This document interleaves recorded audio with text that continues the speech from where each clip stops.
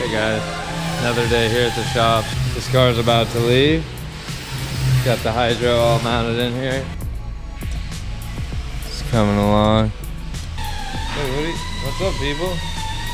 Okay, so something else we were gonna talk about, if Chris Forsberg would shut up over there, grinding away, is this E92 build we're gonna do. Not much of a car right now, everything's been taken apart. You can see right through it, but this is an E92 M3, like the track package. So it has like all the lightweight carbon pieces, but everything's been removed, so all we're left with is the roof. Still pretty cool though. So just to fill you guys in on what's gonna happen with this, we're going to be doing cage, motor mounts, trans mount, rear mount radiator, hang a set of Willwood pedals. The motor we're putting in here is the LS3, so the headers are gonna interfere here, so we're gonna have to mod the headers and change that column. We're gonna do front bash bar, new radiator support set up here to hold the headlights, new jacking point in the front. Somewhere we gotta make a structure so we can jack up the front of this car good, kind of like an underbar. A lot of metal work gonna go on here, and then try and make our own dual rear caliper bracket because there isn't one yet for this car. Mount a handbrake, rear firewall when we do rear radiator, and then ducting through the back window. So the owner of this car is Jef Groff. This is the beginning, so next step will be having the windshield guy come remove the windshield and the rear window. Then we will start fab work inside. Whoa, there's Renee. She's building stickers. Mullet stickers, or maybe just rad stickers. Get your rad stickers. It's been a couple days since we last checked in with Joe. He has made the rear base plates, welded in. We're still waiting on some material so we can do stilts off of there, which is gonna be the contact point for the rear down tube. But he's done the main hoop already and the A-pillar bars. And he made the base plates in here, this bar, this handlebar. We like to put these into all our cages so that when the door bar's there, you kind of come in, sit on the door bar, grab this guy here with your hand, and then slide in. Makes it a lot easier.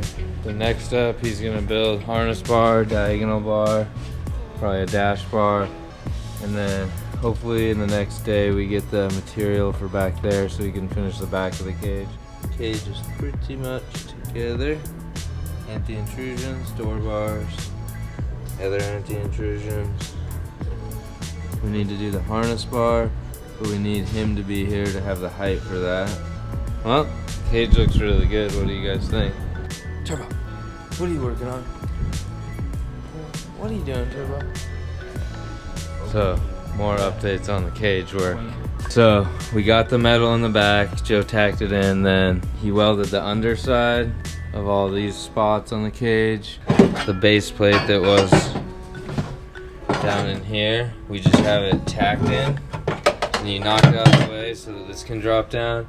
And then over here, you take out this base plate, and you're gonna have to drill a hole so this can fall through the bottom of the car, just enough that you can weld the top portion of these spots that you could not get to normally up in here. But that's why you drop the cage, or if you've heard that term before, dropping the cage down to weld the top. That's the case. Okay, so Joe just drilled a hole through this car. It happens, guys. So now, like I was explaining, he's got room to do some welding. Right, Joe? Yeah. Yeah. Sounds hot, huh? Joe likes to weld really hot. He likes to keep it hot. Hot is what makes penetration. What do you guys think about all that penetration of the metal there? Put the base plates in, so they're in place, cover up the holes over there. Update again on Joe's progress on the cage. Pretty much welded in. Cool factor is he kept being able to tie it in at extra points to the chassis. Makes the car a little stiffer. It looks really good when you have the door bars come down and then they like tee into the same spot that the anti-intrusions do. He did that nicely. Welds turned out good, nice and hot. And then last but not least, he'll do these gussets. And And then Renee's here. She does Renee does most of the quality control on our cage work. I do all the hard work on the cage. Yeah. So the gussets are in. Everything's finalized, welded except the gussets and the interlinking bars on the upper and lower door bars. Hey guys, so today we're gonna show you the final product of Jeff's cage. You guys saw the buildup of the cage as Joe was, making each part of it. And then I think we last left off, the door bars weren't final welded in. Here's the final cage. It has the anti-intrusion bars. It has finished door bars, diagonal, harness bar, main hoop, everything you see here.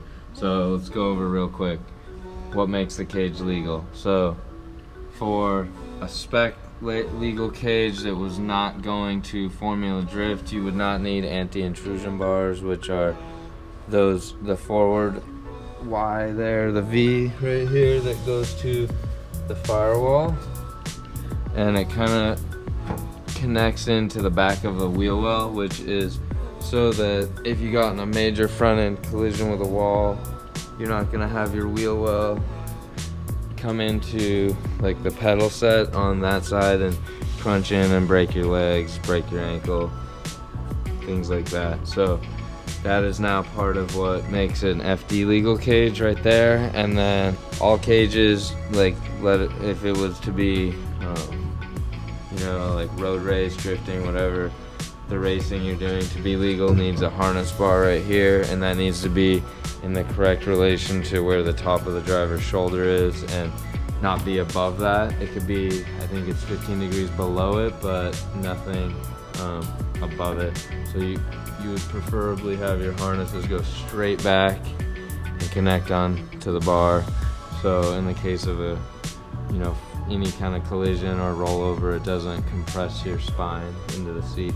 So then that, and then all cages either have an X here or a diagonal on the side where the driver is. If we were on a right-hand drive car, that diagonal needs to be up here and come this way, so that if you roll over, it's gonna save the driver's side first.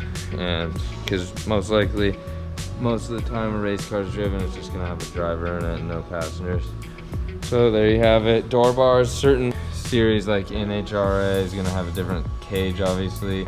This is not for that. This is a drifting car, drifting cage. So we make the door bars a little beefy on drift cars, kind of like NASCAR style, a little less crazy than NASCAR, but similar, where you have two sets of door bars connecting to each other so that side impact, you have, decent amount of coverage that's gonna save you, so you don't break your hip or anything like that, or just come out, you don't want their car to come all the way in and touch you.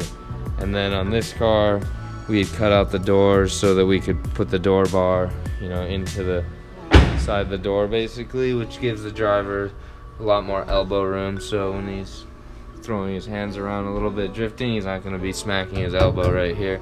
And then another cool thing that we did was cut out the floor here. Not the whole thing, but we cut out this guy completely and lowered that down, so now the driver is gonna be about 2 inches lower than he would have been. This used to sit up about this high, but we cut it in half and then re-welded it to itself, so we could utilize part of the stock piece there, but about half the height. And then over here we just did, as you see, basically a base plate in the floor with a nut.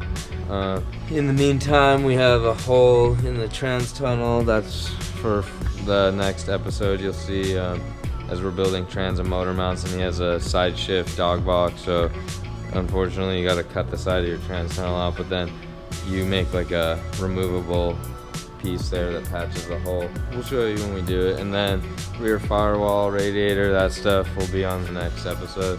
So I hope you guys like it, and let us know if you have any questions of why we do stuff the way we do it, and or how to do it if you're doing it yourself, and we can hopefully help you out. Thanks for checking it out. The next episode coming soon with what we do next to Jef Groff's car.